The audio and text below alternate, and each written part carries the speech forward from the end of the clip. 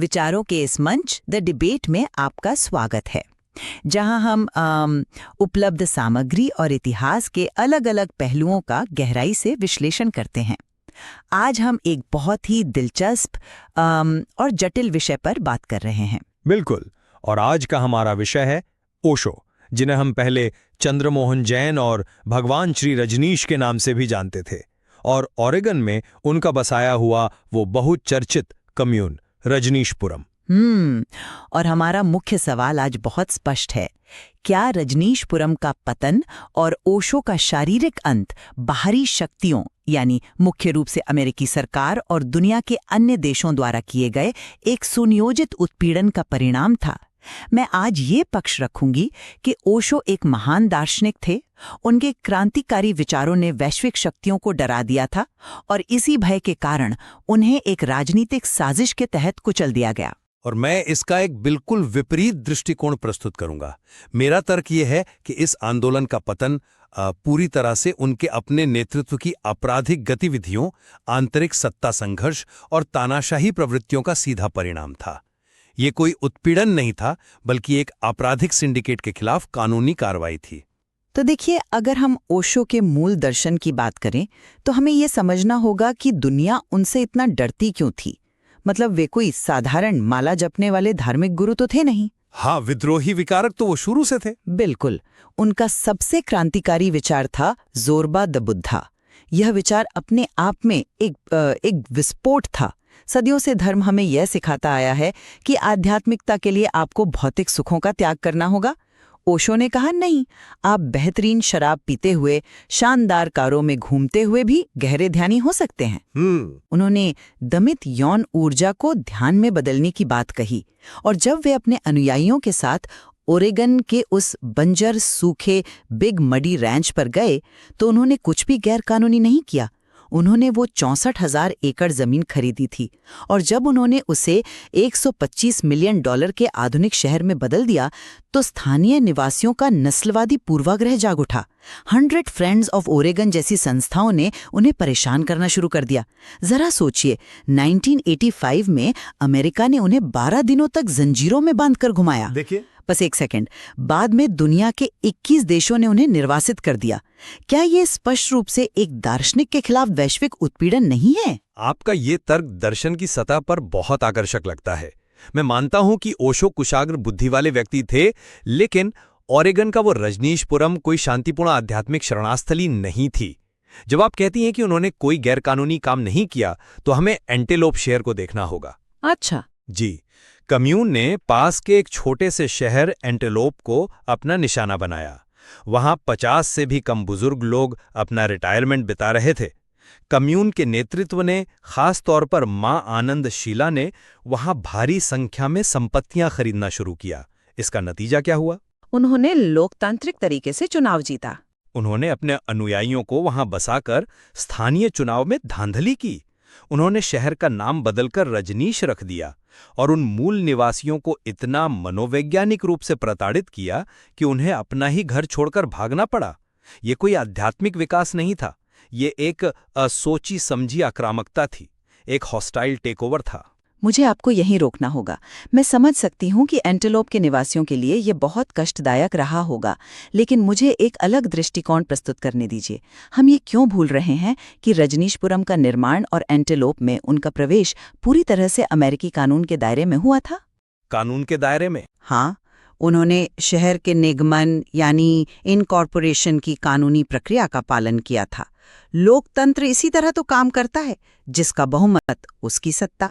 उन्होंने बंजर जमीन पर 88,000 वर्ग फुट का ध्यान कक्ष बनाया, अपनी पुलिस फोर्स बनाई, जिसे पीस फोर्स कहा गया।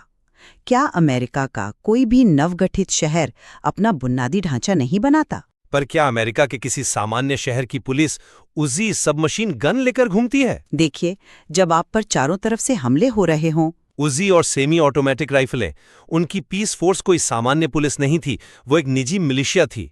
उन्होंने अपने ही नागरिकों की जासूसी करने के लिए थर्मल इमेजिंग कैमरे लगाए और फोन लाइनों पर वायर टैपिंग का जाल बिछा दिया।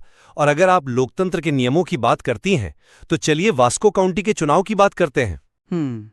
जब उन्हें काउंटी के चुनाव जीतने थे, तो उन्होंने शेयर होम प्रोग्राम शुरू किया। वे अमेरिका की सड़कों से 4000 बेघर लोगों को बसों में भरकर रैंच में ले आए। क्यों? ताकि वे उनके पक्ष में वोट डाल सकें।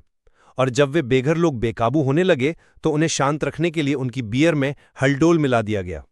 हल्डोल एक शक्तिशाली एंटीसाइकोटिक दवा है।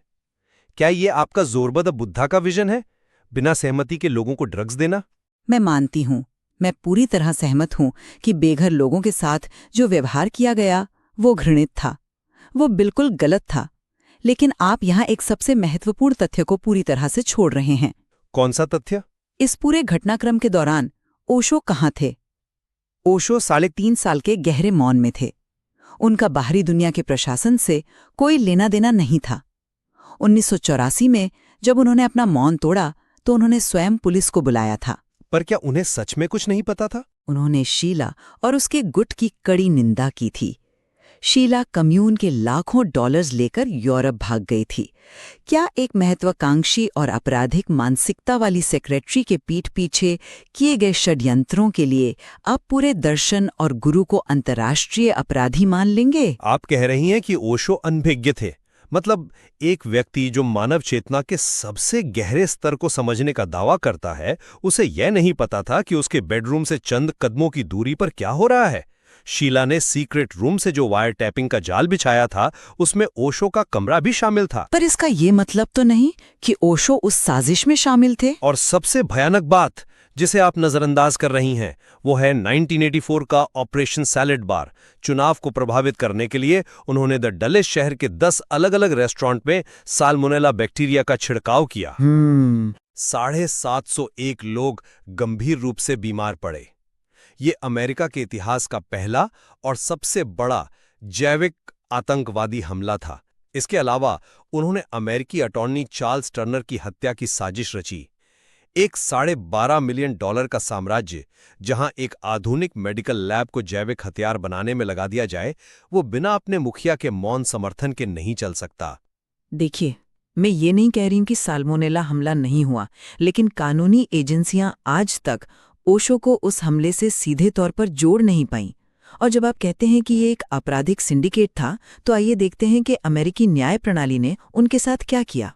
जी बताइए। जब उन्हें गिरफ्तार किया गया तो उन्हें सीधे ओरेगन ले जाने के बजाय 12 दिनों तक पूरे अमेरिका में एक जेल से दूसरी जेल में घुमाया गया। उन पर क्या आरोप था? बायोटेरर? नहीं। हत्या की साजिश? बिल्कुल नहीं।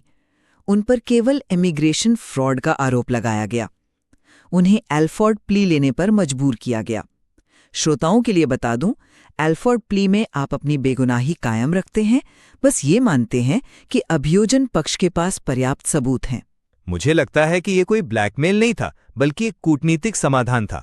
अगर उन्हें जेल में रखा जाता तो हजारों हथियारबंद सन्यासी खून खराबा कर सकते थे। कूटनीतिक समाधान। निर्वासन के बाद उनके साथ जो हुआ वो एक अभूतपूर्व वैश्विक उत्पीड़न था। ओशो ने ग्रीस, स्विट्जरलैंड, इंग्लैंड जैसे कई देशों की यात्रा की। हर जगह अमेरिकी दबाव के कारण उनके साथ आतंकवादी जैसा व्यवहार हुआ। उरुग्वे के राष्ट्रपति को तो वॉशिंगटन से सीधा फोन आता है कि अगर ओशो को वहां रहने दिया गया तो उनका $6 बिलियन का कर्ज रद्द कर दिया जाएगा। अरे बाप रे! जब 1987 में ओशो वापस भारत आए, उनके शरीर में थैलियम जहर पाया गया। ओशो ने खुद सार्वजनिक रूप से कहा कि अमेरिका की उस 12 दिन की हिरासत के दौरान उन्हें ये धीमा जहर दिया गया था।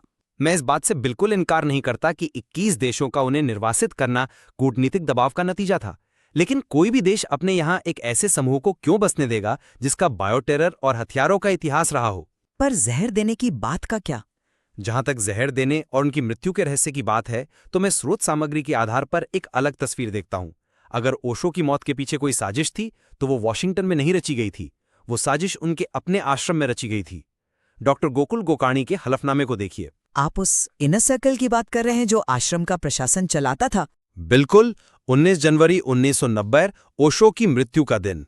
डॉक्टर गोकाणी ने बताया कि उन्हें दोपहर 1 बजे आश्रम बुलाया गया, लेकिन एक डॉक्टर होने के बावजूद उन्हें ओशो के कमरे में नहीं जाने दिया गया। ओशो के सबसे करीबी लोग डॉक्टर अमृतो और जयेश उन्हें घंटों तक बाहर बिठाए रखते हैं। फिर शाम 5 बजे उन्हें बुलाया जाता है और कहा जाता है कि ओशो की मृत्यु हो चुकी है। जयेश उनसे कहते हैं कि आप डेथ सर्टिफिकेट लिख दीजिए, बिना मौत की वजह जाने, बिना किसी अन्य विशेषज्ञ को बुलाए। लेकिन डॉक्टर गोकाणी ने अंततः डेथ सर्टिफिकेट पर हार्ट अटैक लिखकर हस्ताक्षर तो किए थे। और यही तो साजिश का सबसे बड़ा सुराग है। जब डॉक्टर गोकाणी ने सर्टिफिकेट पूरा किया तो जयेश ने उसमें से डॉक्टर के पते वाला हिस्सा फाड़ दिया ताकि भविष्य में कोई पूछताछ न हो सके। मृत्यु की घोषणा के मात्र 60 मिनट के भीतर बिना पोस्टमार्टम के ओशो के शरीर को जल्दबाजी में जला दिया गया। स्वामी आनंद अरुण जैसे वरिष्ठ सन्यासियों का मानना है कि ओशो की दुर्दशा का कारण अमेरिकी जहर से ज्यादा उनके अपने ही इनर सर्कल की संपत्ति और सत्ता हथियाने की महत्वाकांक्षाएं थीं। आपका यह विश्लेषण एक थ्रिलर फिल्म जैसा लग सकता है, लेकिन ये ओशो के अपने दर्शन को पूरी तरह से दरकिनार कर देता है। आप ये भूल रहे हैं कि ओशो अपने भौतिक शरीर के प्रति बिल्कुल भी आसक्त नहीं थे। अच्छा जी, आगे है भारती जैसे अन्य सन्यासियों का कहना है कि ओशो ने खुद अपनी समाधि की तैयारी महीनों पहले से कर ली थी। उन्होंने खुद आश्रम की इमारतों को काले रंग से पुतवाया था। उनके स्पष्ट निर्देश थे कि मृत्यु के बाद शरीर को बर्फ पर न रखा जाए, तुरंत जला दिया जाए। डॉक्टर अमृतो और जयेश केवल अपने गुरु के अंतिम निर्देशों का पालन कर रहे थे, पर बिना जांच के। ओशो अपनी मृत्यु को लेकर भयभीत नहीं थे। वे जानते थे कि उनकी देह अब उस थैलियम जहर के कारण और नहीं टिक सकती जो उन्हें अमेरिकी जेल में दिया गया था। आप कह रहे हैं कि इनर सर्कल ने उन्हें मारा, लेकिन ओशो ने खुद हजारों लोगों के सामने कहा था कि अमेरिका ने उन्हें जहर दिया है। क्या हम ओशो के अपने शब्दों पर विश्वास न करें? सुकरात को जहर दिया गया था, मंसूर को सूली पर चढ़ाया गया। ओशो ने विवाह और धर्म जैसी संस्थाओं की जड़ें हिला दी थीं, इसलिए दुनिया की सरकारों ने उन्हें कुचल दिया। विचारों की उच्चता अपनी जगह है, और मैं मानता हूं कि ओशो का दर्शन सैद्धांतिक रूप से बहुत गहरा था, लेकिन जब विचार जमीन पर उतरते हैं तो उनके परिणाम भुगतने पड़ते हैं। $125 मिलियन का वो शहर अपने आसपास के समाज के साथ सीधे टकराव में था, क्योंकि समाज उन्हें स्वीकार नहीं कर पा रहा था। पर सुकरात ने कोई निजी पुलिस फोर्स नहीं बनाई थी, ना ही उनके अनुयायियों ने चुनाव जीतने के लिए बेघर लोगों को ड्रग्स दिए थे। रजनीशपुरम एक दोषपूर्ण यूटोपिया था। दुनिया उनके विचारों से कम उनके अनुयायियों के आपराधिक तरीकों से ज्यादा डरती थी। एक ऐसा कम्यून जो वायर टैपिंग के जरिए असहमति को दबाता हो, वो अपने ही अंतर्विरोधों के कारण ढहता है। अमेरिका ने जो किया वो अपनी सीमाओं की रक्षा थी।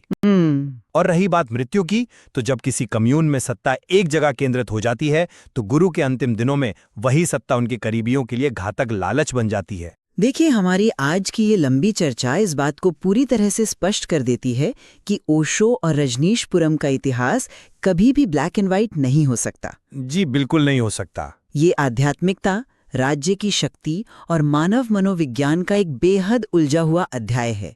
ये दिखाता है कि जब एक क्रांतिकारी विचार संस्था का रूप लेता है तो उसे किन चुनौतियों का सामना पड़ता है। सही कहा। जहां एक तरफ दर्शन की अभूतपूर्व ऊंचाइयां हैं, वहीं दूसरी तरफ अंधभक्ति और अपराध की गहरी खाइयां भी हैं। श्रोताओं को खुद उन सबूतों और ऐतिहासिक दस्तावेजों की जांच करनी चाहिए। बिल्कुल। तो हम उसी बुनियादी सवाल पर वापस लौटते हैं।